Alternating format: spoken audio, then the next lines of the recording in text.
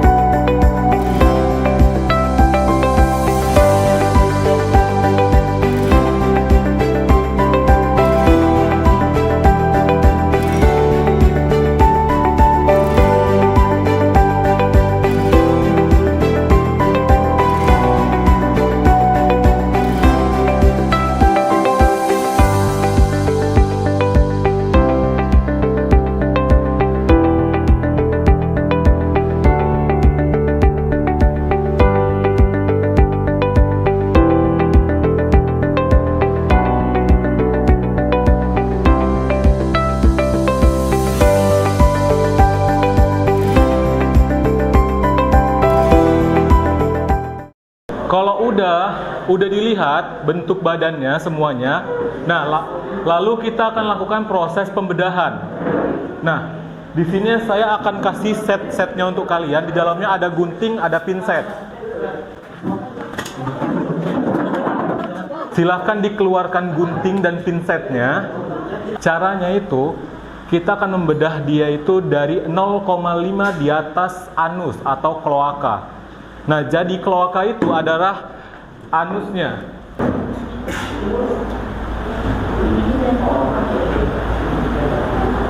Nah, ini bagian perutnya ya. Ini abdomennya atau perutnya.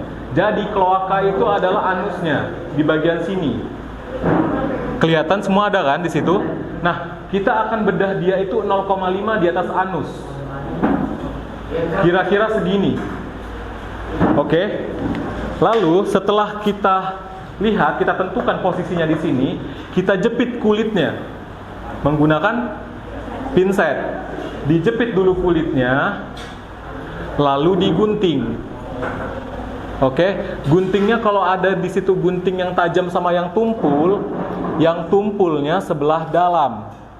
Jangan yang runcing yang di dalam di arah ke tubuhnya ya, tapi yang tumpul. Oke, setelah dijepit kemudian digunting.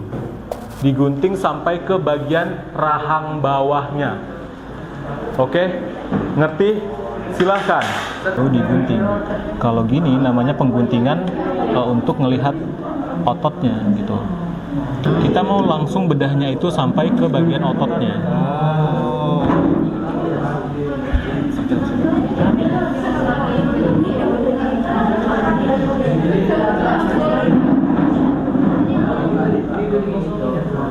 Ini jantungnya mau betina? Kita lihat nanti. Menurut kamu ya jantan atau betina? Betina nggak sih?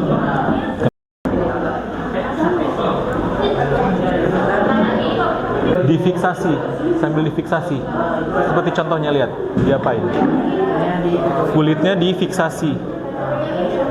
Nah, kan udah kita bedah tuh. Udah bedah semua kan? Nah, udah kelihatan organ-organnya kan? Warna-warni nggak?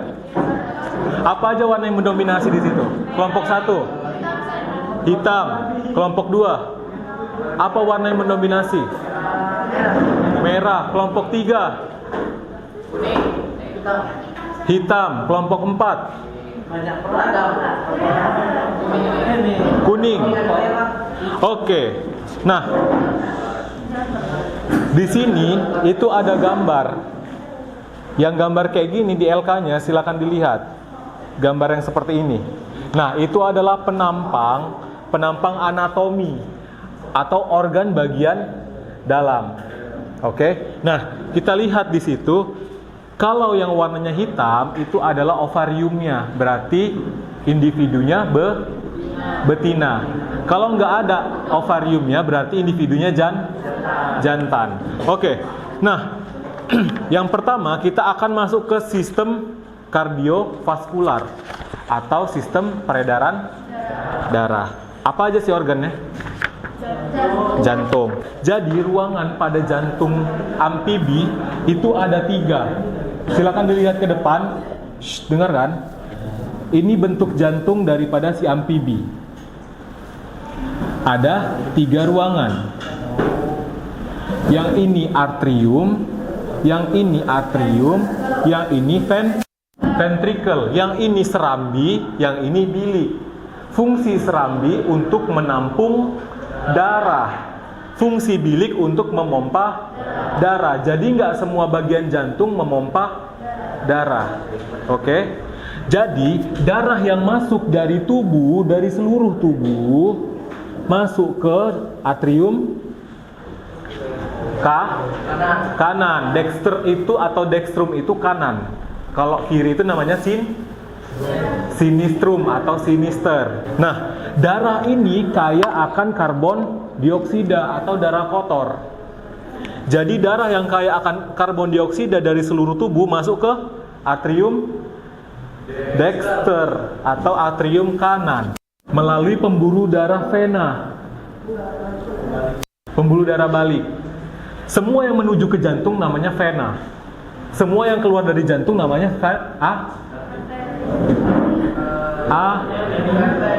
arteri. Nah, darahnya tadi yang kaya akan karbon dioksida tadi udah masuk ke atrium kanan. Kemudian dialihkan ke Bilik atau ventricle. Dari ventricle darah dikemanain? Dipompa kemana? Ke seluruh tubuh. Darahnya kan masih banyak karbon dioksida. Ke siapa bilang paru-paru? Nah, ke pulmo. Jadi darahnya ini yang dari ventricle tadi dia dialirkan ke pulmo atau namanya paru-paru.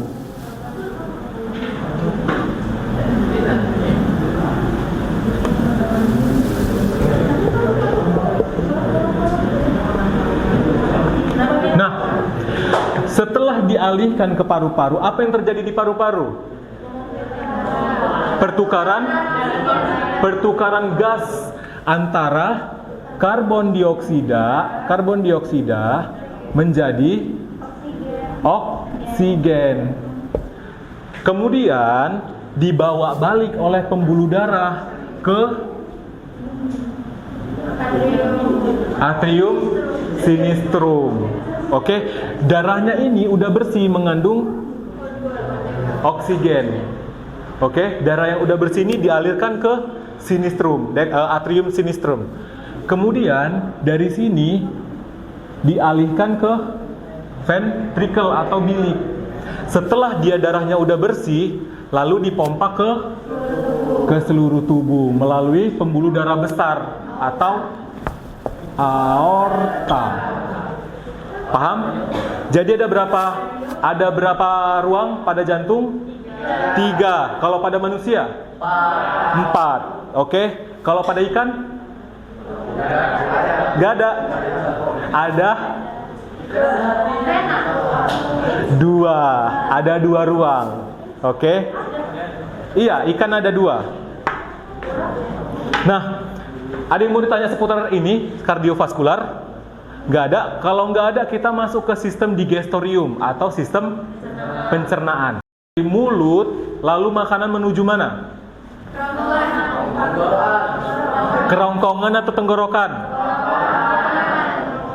Kerongkongan atau tenggorokan? Kerongkongan. Oke. Kerongkongan atau tenggorokan? Gak apa-apa. Iya, karena he's alive. Tenggorokan atau kerongkongan? Kerongkongan ya. Masuk ke kerongkongan. Di kerongkongan ada namanya gerakan peristaltik. Gerakan peristaltik.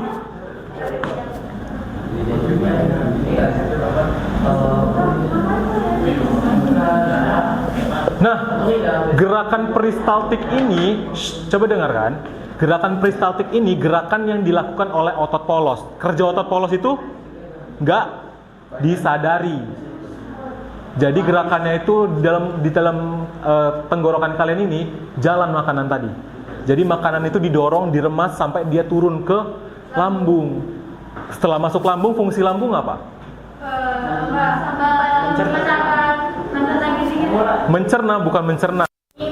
Menyimpan bisa. Apa? Menghancurkan atau menghaluskan makanan. Jadi yang kalian makan kue pukisnya besar-besar, jadi masuk ke dalam lambung itu udah ukurannya seperti bubur. Jadi halus dan lembek. Setelah dia halus, setelah dia lembek, lalu makanannya itu dialihkan ke intestinum atau usus. Ini intestinum. Intestinum itu ada 3. Duodenum, intestinum tenu, dan intestinum crassum. Duodenum ini kalau bahasa Indonesianya itu usus 12 jari. Pernah dengar usus 12 jari? Nah, fungsinya itu persatuan enzim. Jadi enzim itu dari hati, dari pankreas, dari limpa, semuanya itu masuk ke dalam duodenum. Setelah dari duodenum, nah duodenum itu yang mana? Ventriculus tadi yang mana? Coba dilihat. Yang bagian putih. Tahu bentuk lambung? Mana yang lambungnya? Yang mana? Tunjuk.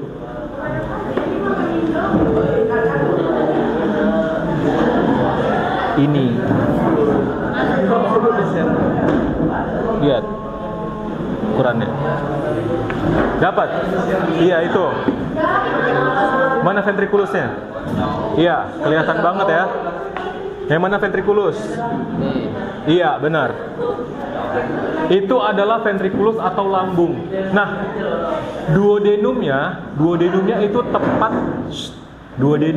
tepat di bawah lambung.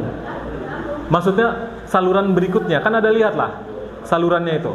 Kalau di duodenum sama intestinum tenue itu warnanya merah. Kenapa bisa merah? Karena di situ banyak pembuluh darah kapiler. Yang fungsinya pembuluh darah kapiler itu mempermudahkan proses difusi dan osmosis atau pertukaran cairan.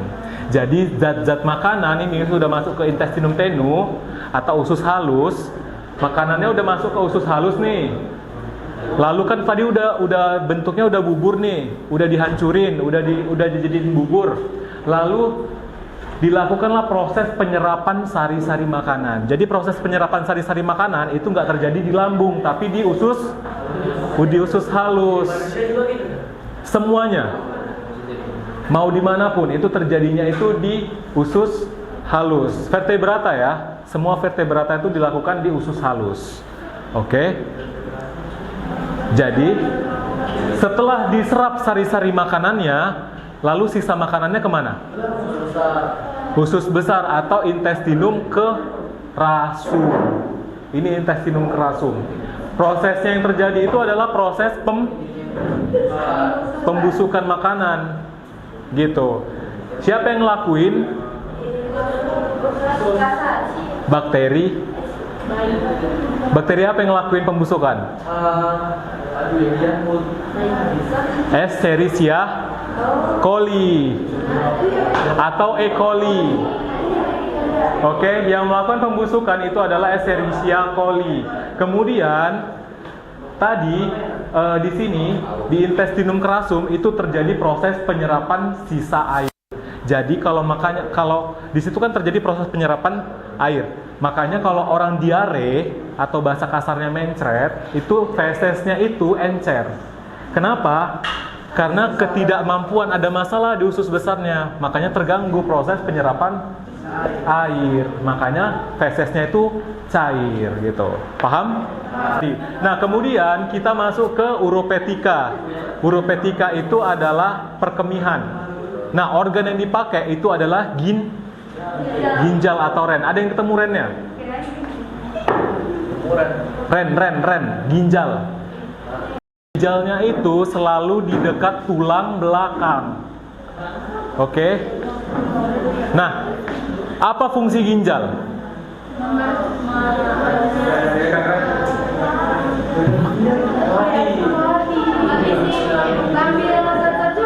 Menyaring darah. Fungsi dari ginjal itu menyaring darah dan memproduksi namanya urin. Oke, pernah nggak dia mati?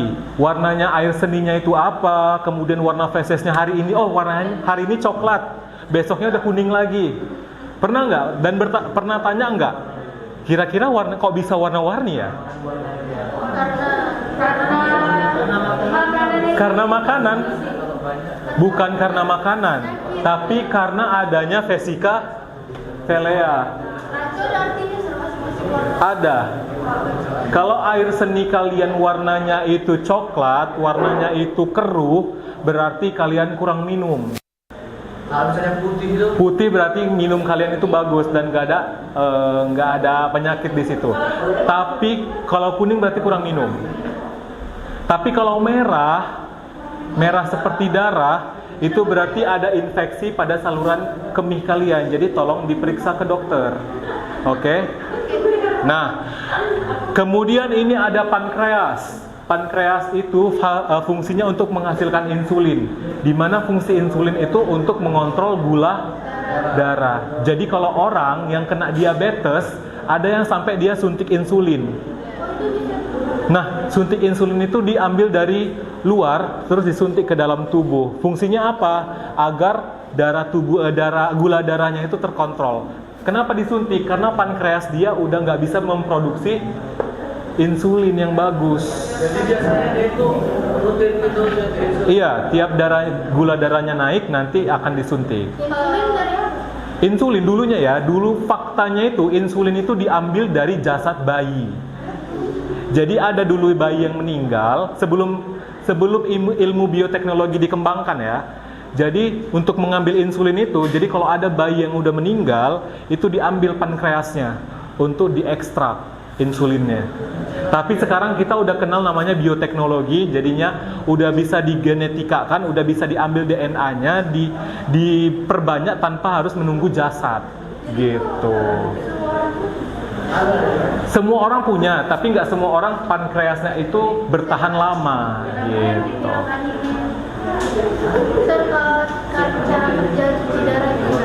Cara kerja cuci darah itu nanti kita masuk, itu panjang banget sih ceritanya. Itu nanti kita di tangan kita itu akan disuntikkan 2 selang, akan dimasukkan 2 selang. Di mana selang pertama itu fungsinya untuk menarik darah, kemudian selang yang kedua itu untuk memasukkan darah yang bersih. Gitu. Jadi yang pertama darah kotornya diambil masuk ke mesin, kemudian difiltrasi. Mesinnya tuh sama seperti ginjal, tapi mesinnya besar, jumbo. Gitu. Enggak lemas. Enggak. Karena darahnya tetap berjalan di dalam tubuh. Oke, kalau gitu kalau nggak ada pertanyaan lagi, saya mau kasih thank you kepada kalian karena kalian kelasnya kondusif, cepat selesainya juga ketimbang kelas-kelas sebelumnya. Iya, setelah ini mari kita ucapkan alhamdulillahirabbil alamin karena tugas kita sudah selesai di hari ini.